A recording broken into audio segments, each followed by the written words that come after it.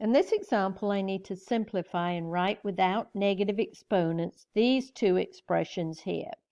And in case you need a reminder, I have the rules for exponents up here.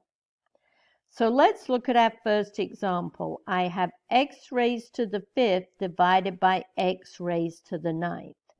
So I'm dividing my like bases, and so this is going to be the quotient rule that says for real numbers a, where a doesn't equal 0, if I have a raised to the m divided by a raised to the n, it equals a raised to the m minus n.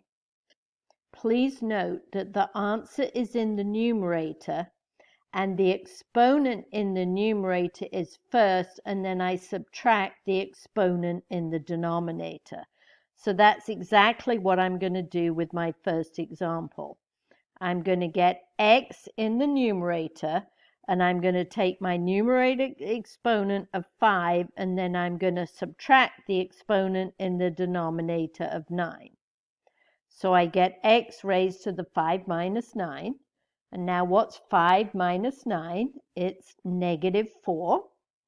But now I can't leave negative exponents in the answer. So remember, a negative exponent in the numerator equals 1 over the same base raised to the positive exponent. Notice the sign of the base doesn't change, it's just the sign of the exponent.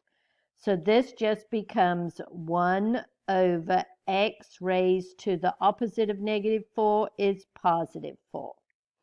So my answer is 1 over x to the 4th.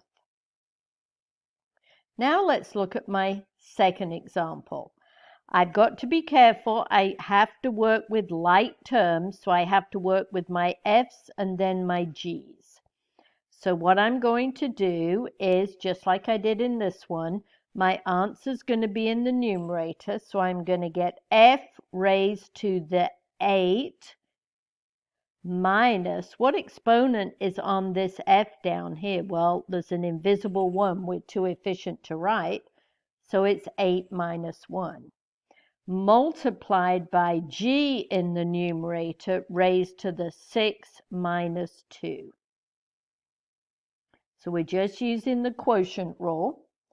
And so I'm going to have f raised to the 8 minus 1 is 7, and g raised to the 6 minus 2 is 4.